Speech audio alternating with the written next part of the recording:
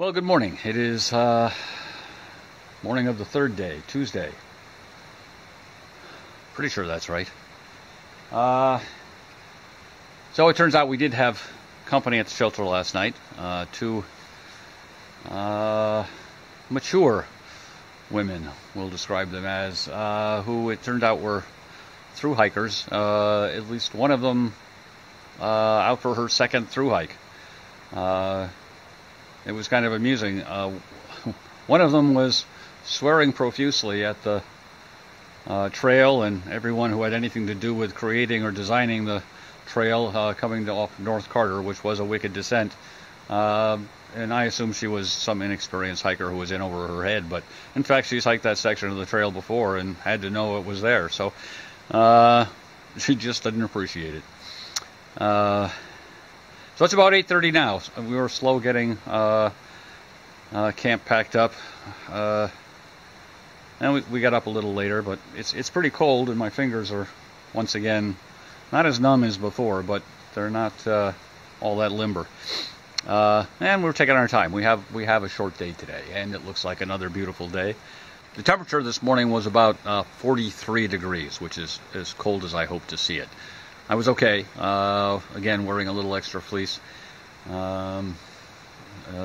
Didn't sleep any worse than I normally do. So first section this morning is a little under 2 miles, 52 minutes, down to Route 2. Should be a pleasant stroll. The last mile or so of the Rattle River Trail leading up to the shelter was a lot better than up above, so could just walk along, and I'm expecting more of the same this morning, and hopefully before too long I'll warm up enough to lose the jacket. Okay, off we go.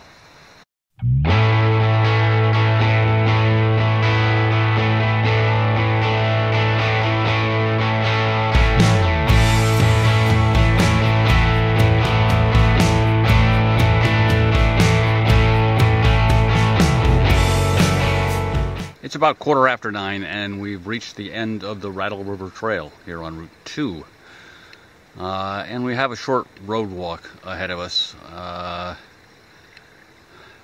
to get to the next trailhead. Not too bad. The actual time it took to come down from the shelter was 35 minutes, as opposed to the 52 minutes of the book time. It was a nice, smooth trail. A little bouldery in a couple of places, but nothing tricky at all. My hands are still cold. I guess we need some uphill to warm them up.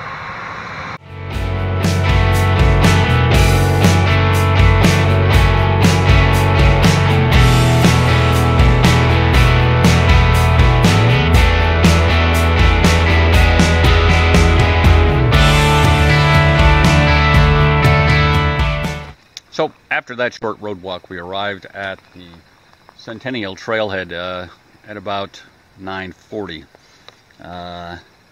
So trailhead is well marked, and there is a parking area, and I've parked in smaller. I think I'm going to try to make use of that log over there to show you the map. We spent the night here at the Rattle River shelter, or actually one of the tent pads near the shelter, and we took a nice easy stroll down to the Androscoggin River and Route 2. Up Route 2 a little way, took the first right, and then the first real left, and here we are at the trailhead, and we're going to head up here, climbing generally, up to Mount Hayes, and we'll hit the Mahoosuc Trail, which will then become the AT, and continue again mostly up Cascade Mountain, and then eventually to Trident Col Campsite, where we're going to spend the night. Hopefully there is water there. That will make life more convenient. After that, more of the Mahusiks. So, as I said, should be a pretty easy day. Should get to camp between 2 and 3. And that's what we're doing today. So, like the sign says, the first clear intersection is, which is also the next section on the trail guide, is here to the intersection with the Mahusik Trail in 3.1 miles. That's supposed to take us 2 hours and 33 minutes with a 1,775 foot elevation gain. So that should put us there around 12:30. And we don't intend to push too hard. Sometimes we do it even though we don't intend to.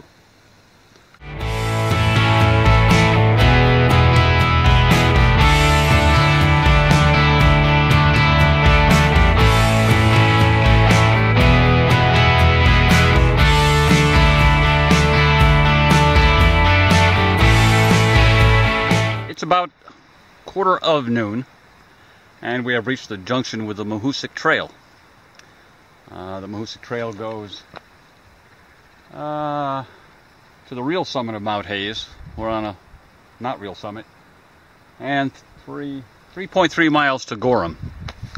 Not really a big trailhead.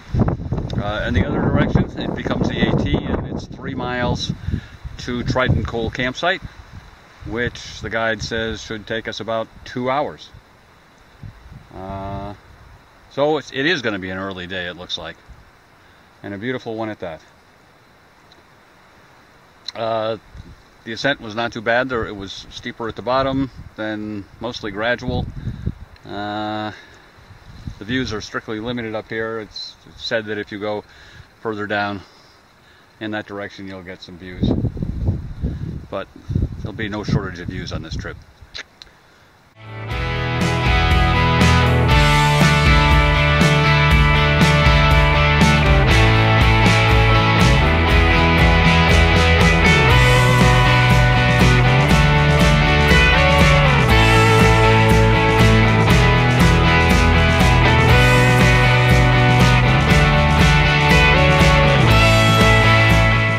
So it's about 7 minutes of 2. So we're a little behind book time, the 2-hour estimate. But there was another fairly significant descent off Cascade Mountain. So now we have a side trail into the tent site. Doesn't say how long the side trail is. I thought coming down I was hearing a dog barking. Let's hope it's not in there. All right, let's go take a look. So the walk down here took about 5 minutes. There is a privy here and a bear box. So now the question is there a hammock spot and is there water? Only one way to find out. So there are basically 3 tent sites here. The first one and the second one have places that can be made to work with a hammock. The third one is definitely, there's nothing there. There's this group site, which isn't really very large, and it has a couple of trees. It'll put you pretty close over a fire ring, but they might be usable. So there is water. It's well, it's not as long of a walk down to there as it was to get in here, and there's a trickle of water with pools you can dip out of. So it seems perfectly acceptable as a water source. And there is no dog here or anyone else, and we're selfish, so we'll hope it stays that way. So we arrived at the Trident Col tent site at about 2 o'clock, and as you saw, we spent some time looking to make sure there was a hammock spot and looking to make sure there was water, and then actually gathering some water. So, true to its name, it is a tent site. So there were, as I mentioned, a couple places to hang hammocks, but they weren't great places. And maybe I should have considered different ways in which they weren't great. This one is not great because the tree at that end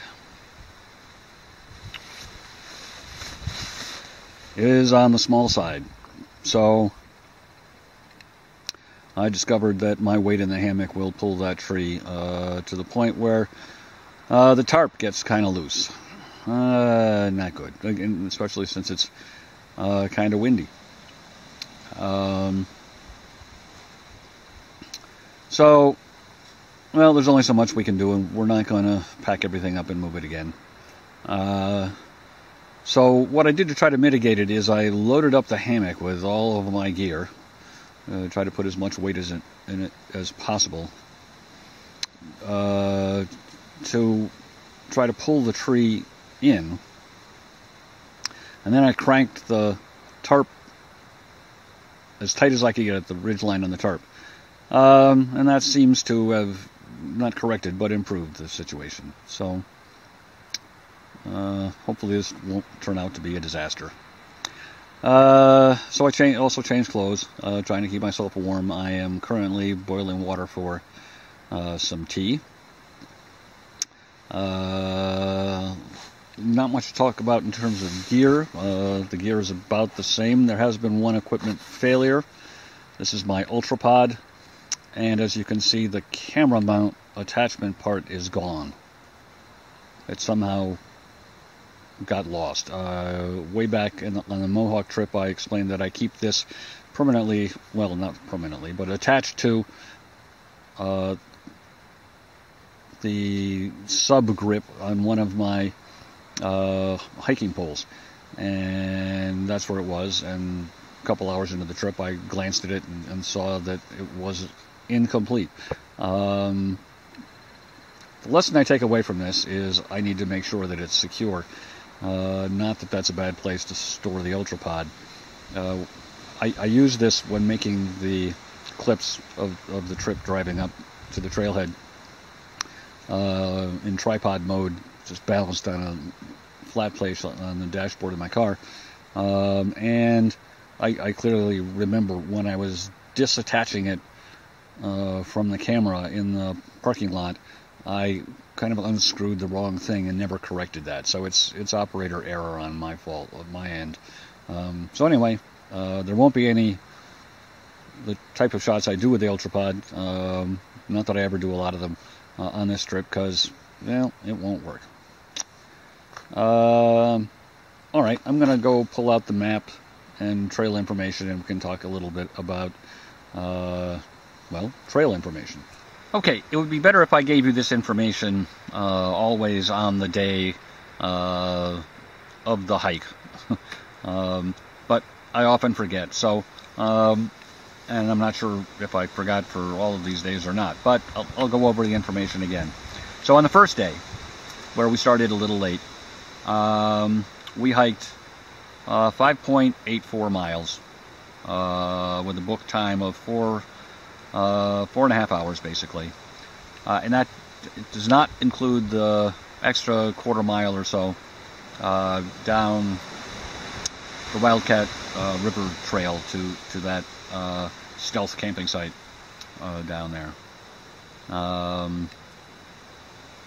So that was a rough trail,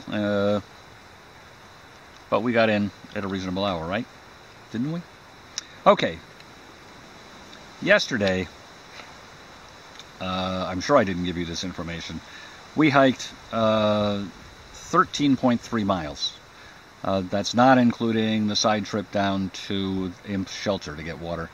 And that should have had well, it did have a book time of 8 3/4 hours.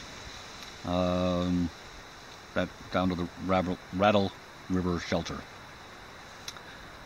So there was no way getting around it. That was a long day. I'm not sure if I'd do it differently.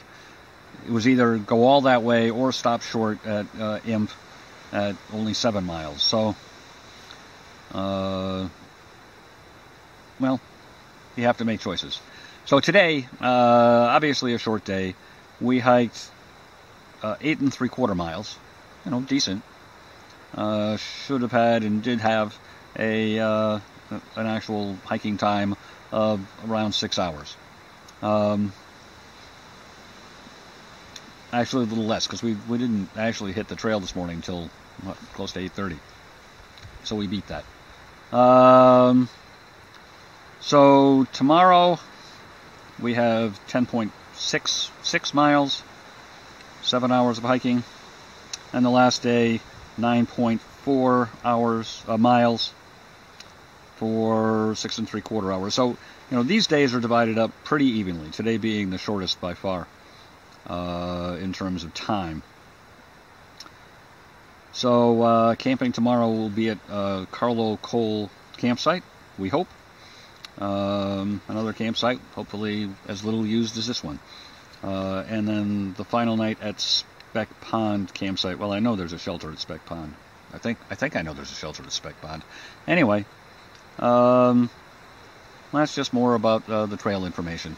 I'll show you the map for tomorrow's hike tomorrow, I hope. So it's about 4:30, and we're going to get an early start on dinner because it's the most complicated dinner we have.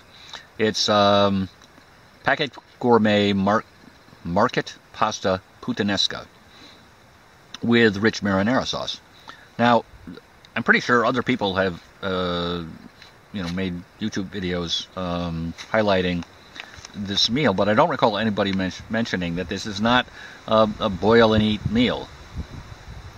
Well, it's a little matter. You have to mix some marinara sauce and set it aside to thicken. Not that big a deal, but there's pre-seasoned pasta which needs to be cooked, so it needs 8 ounces of water. Bring it to a boil. Add the olive oil and pasta with seasoning to the boiling water and cook for 9 minutes. Cook for 9 minutes. So I'm glad I read these instructions before I left home. Now we have a way to do that, but I had to bring some extra equipment that normally I wouldn't have. So we'll get started. So I don't really have a good place to do this, but so we'll just do it on the ground. So here's our packet of marinara sauce that we need to kind of pre-soak to thicken. Here's our seasoned spaghetti. Here's our olive oil packet. Here's some vegetables and olive oil, vegetables, and Parmesan cheese. So we're going to start with the marinara sauce, which, whoops, way over here, we're going to pre-soak in the outer bag. So there's our marinara sauce with the 4 ounces of water in the outer bag. I'm going to have to spend some time playing with this to get the powder to fully dissolve in the liquid. It's the powder is stuck in the folds in the bottom. The directions specifically state to put the powder in first and then add the water. I'm thinking it would have been better to put the water in first and then add the powder, but this is what we have now. So, but we've got to boil the pasta for 9 minutes, so we'll have something to do while we're waiting for that. Okay, next we need to bring 8 ounces of water to boil. So our water is definitely boiling. We'll add the olive oil and spaghetti. Be right back. Olive oil and spaghetti are in there. We're going to wait for it to come back to a boil and at least get the noodles soft enough to so they're not sticking up like that. So we are reboiling, and now we have to simmer. So the question is how we're going to do that, and it's this. This is a simmer ring for the Mini Bull M7 stove. Normally I don't carry this. I only bought it just in case I ever wanted to like bake or something. But here's an opportunity to use it. So the simmer ring is in place. There still is a low flame in the center, and we're going to put the pot back on, and hopefully that will do its job and simmer. And we'll start timing 9 minutes. So it's been a minute or two, and it seems to be doing a pretty good job. Doesn't seem to be any tendency for it to boil over. We'll continue to keep an eye on it. Okay, so we're done cooking, and we're going to add the marinara sauce. Kenny needs to add some instructions on how to put out a stove, an M7 stove, when you're using a simmer ring. That turned out to be something of a disaster. This is why I don't use bags as part of food preparation or to eat out of.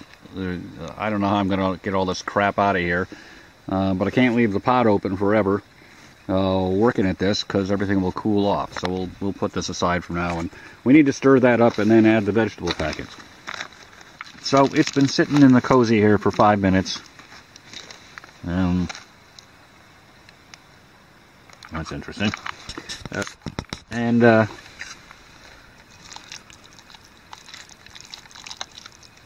Well, it looks okay. Time to add the Parmesan and eat. Okay, so off the top of my head, here are the things that are wrong with this meal. First of all, obviously I didn't like the marinara sauce thing in the plastic bag. And, hard to mix thoroughly, hard to clean. You're left with a goopy mess. You can't get it all out, and I have to carry out ounces of marinara sauce in my trash bag.